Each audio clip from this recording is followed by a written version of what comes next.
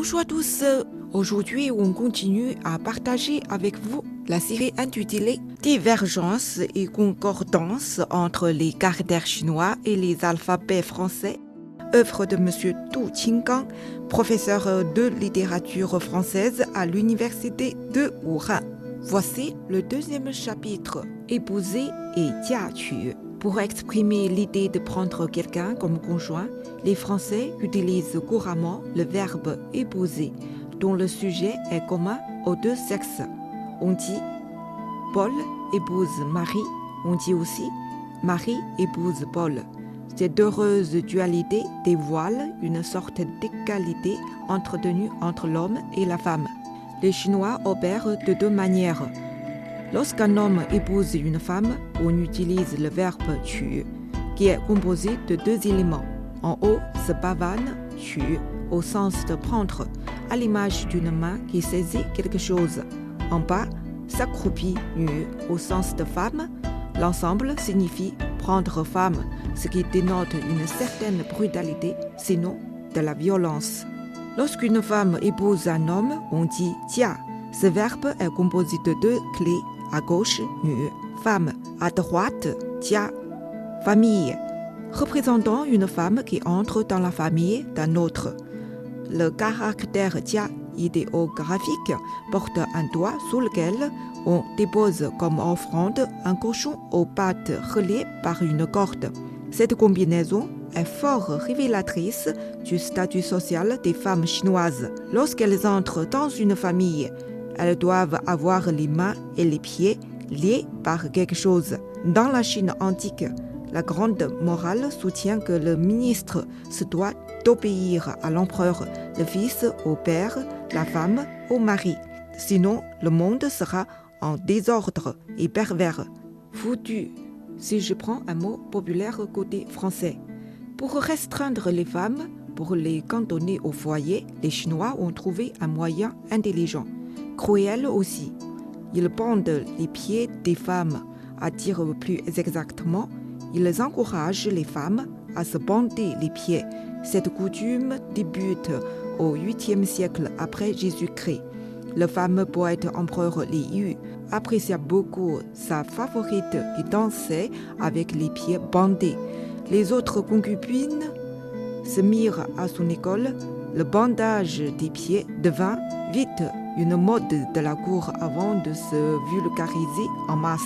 À la longue, les pieds bandés devinrent une beauté esthétique. À ce titre, Su Dongpo, poète le plus célèbre de la dynastie des Song du Nord, de 960 à 1127, a composé un fameux poème. Je cite « Sur le chemin parfumé, ne lésinez guère sur vos pas de lotus. Restreinte par les chaussettes en soie, elle marche comme sur les ondes. Ses pas tournoient comme du vent, sans laisser de traces. En cachette, elle porte le soulier serré, ayant peine à se tenir debout. Si l'on veut préciser ses grâces miraculeuses, il faut l'admirer en détail sur la main étendue. » Par la suite, on qualifia les pieds bandés féminins de lotus en or de 3 pouces. Il y a 100 ans, une femme aux pieds normaux trouvait difficilement son conjoint. Ma grand-mère avait bandé ses pieds à l'âge de 5 ans. Elle marchait comme un oiseau qui sautille. Je lui avais demandé « Ça te fait mal de serrer si fort tes pieds ?» Elle me répondait « Ce sont les mœurs beaucoup plus fortes que nous. À mon époque, les femmes à grands pieds étaient partout mal vues. On les considérait comme incultes et grossières. » Si l'on va plus loin en suivant les traits de Jia famille, un autre paysage se présenterait à nos yeux. Au tout début, ce mot avait le sens de temple. Sous le doigt figuré par la clé supérieure, on offre respectueusement un cochon pour vénérer le dieu protecteur, le priant d'apporter une bonne récolte et de protéger les membres de la tribu. Petit à petit, le temple se transforma en notion de la famille. La religion chinoise se popularise. On pourrait dire que dans chaque famille s'érige un temple. à la différence que, au lieu de vénérer un Dieu unique, les Chinois s'inclinent devant leurs nombreux ancêtres. Ils se prosternent lors des grandes occasions. Tout compte fait, on croit en famille. Ayant parcouru de deux côtés 3 verbes relatifs au mariage, nous remarquons d'emblée qu'il règne plus d'égalité de sexe dans la civilisation française. En termes plus précis, les Françaises bénéficient d'un meilleur statut social. Cette supériorité provient d'une longue tradition. La France existe d'abord sous le nom de Gaule, un nom donné par les Romains, en dehors de la culture latine et du christianisme. L'Hexagone est soutenu par 2 piliers de sa propre source. L'un est l'esprit courtois, l'autre se qualifiait de gaulois. Le premier esprit comporte une vision épurée de l'amour, le culte de la femme, le raffinement des mœurs, ainsi qu'une certaine recherche dans le style illustré par des allégories, comparaisons, éléments merveilleux et féeriques. Ce courant donne naissance au roman courtois qui présente le schéma suivant.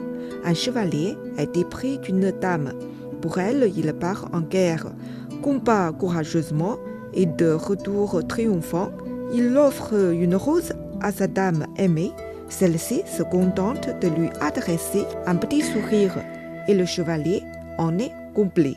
Certains finissent par se marier, bien que ce soit rare. Je cite un morceau de Lancelot où le chevalier a la charrette de Chrétien de Troyes.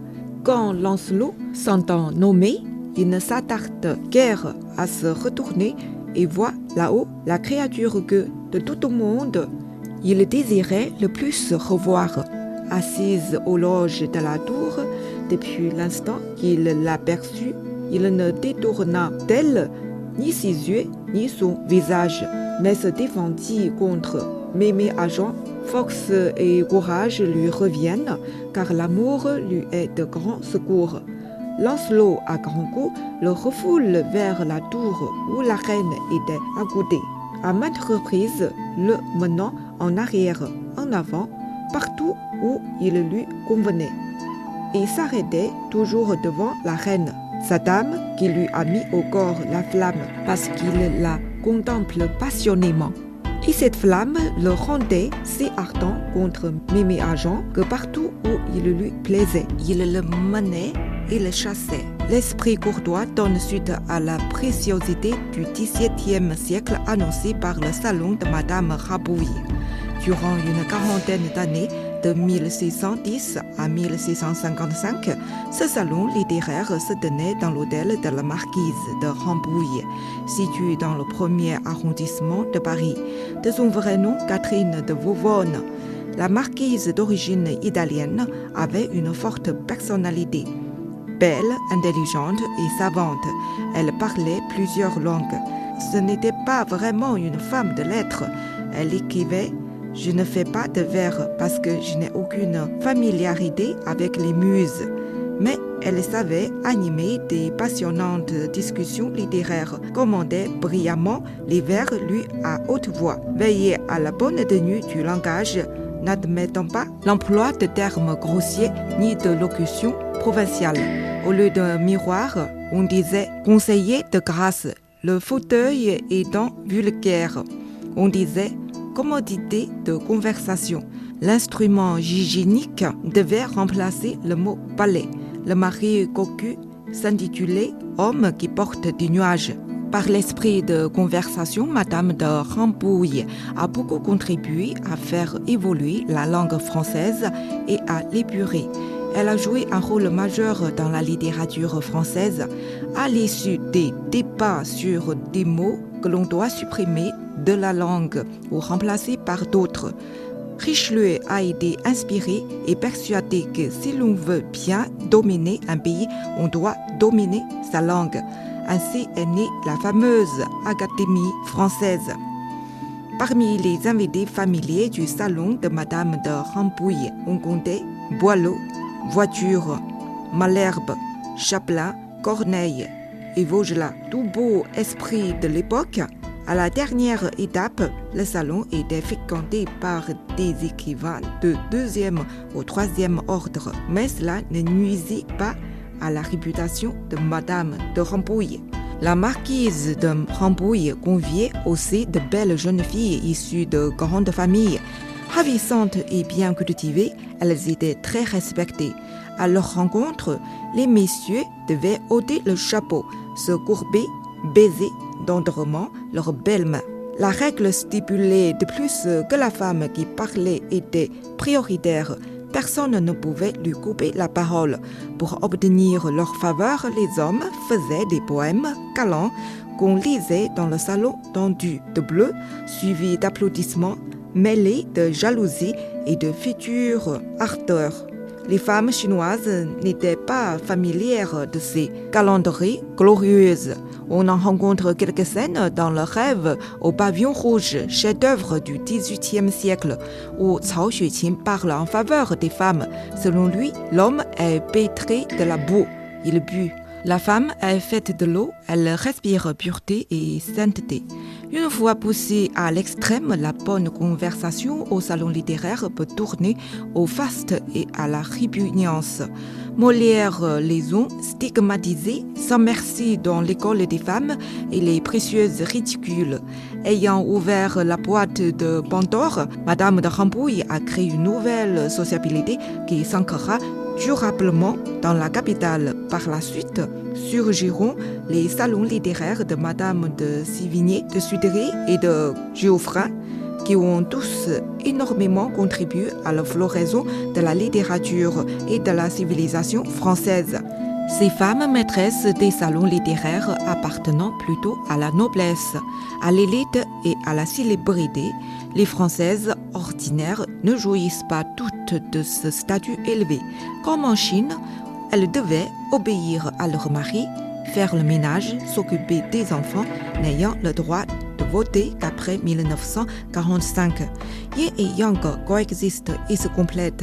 À l'opposé de l'esprit courtois, on relève l'esprit gaulois qui comporte une vision simple et réaliste des choses, une jovialité sans façon, tournée le plus souvent vers la raillerie, la pointe en série ou la grasse plaisanterie. À l'origine, cet esprit s'active dans le milieu populaire. On voit les choses telles qu'elles sont, souvent avec une certaine rudesse, sans indulgence pour les injustices et les travers sociaux. On raille le noble méprisant, le clergé jouisseur ou la femme mégère au Moyen-Âge. Ce courant se concrétise dans le roman de Renard et les Fax. Comme son correspondant courtois, c'est un esprit typiquement français qui traverse toute la littérature française.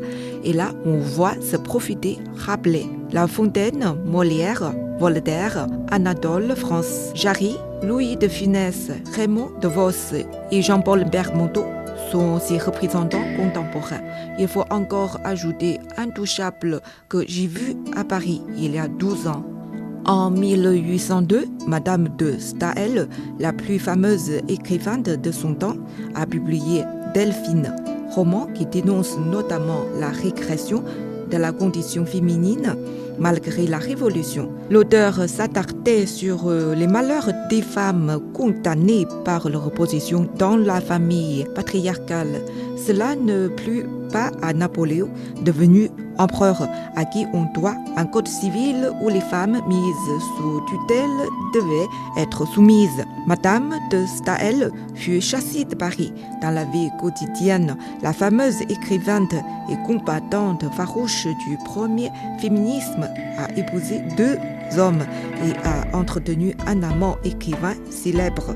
Son deuxième mari était plus jeune qu'elle de 22 ans. La Terre tourne toujours autour du Soleil. Au XXe siècle, Mao Zedong a lancé un slogan des plus célèbres. La femme peut soutenir la moitié du ciel. Grâce à lui, le deuxième sexe est largement émancipé. Preuve éclatante, les Chinoises ne portent plus le nom de famille de leur mari. En ce qui concerne le mariage, on utilise plus fréquemment le verbe "结婚", corrélativement à son synonyme français, se marier avec.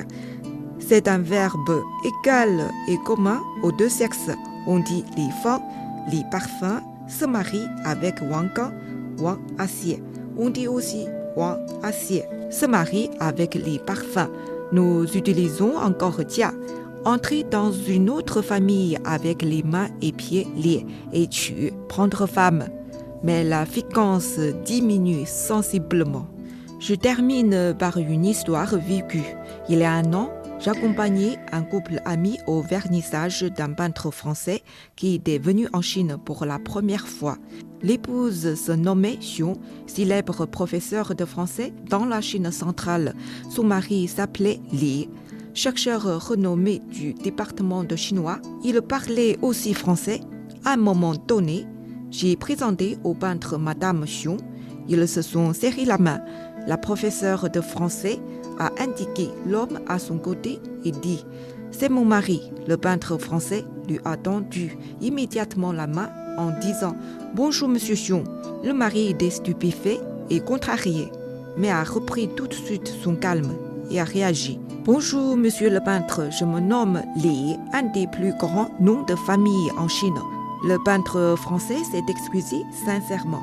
En effet, ce n'est pas sa faute. Il ne fait que de suivre les mœurs de son pays natal. Actuellement, en France, sauf quelques exceptions ou dérogations, les Françaises doivent encore porter le nom de famille de leur mari. Nous avons un long chemin à faire pour émanciper réellement les femmes de notre globe. Voilà, ainsi prend fin le deuxième chapitre de notre série. Point commun entre les caractères chinois et le français, œuvre de M. Tu Qinggang, professeur de littérature française à l'université de Wuhan. Dans l'attente de vous retrouver dans notre prochain chapitre, je vous dis au revoir.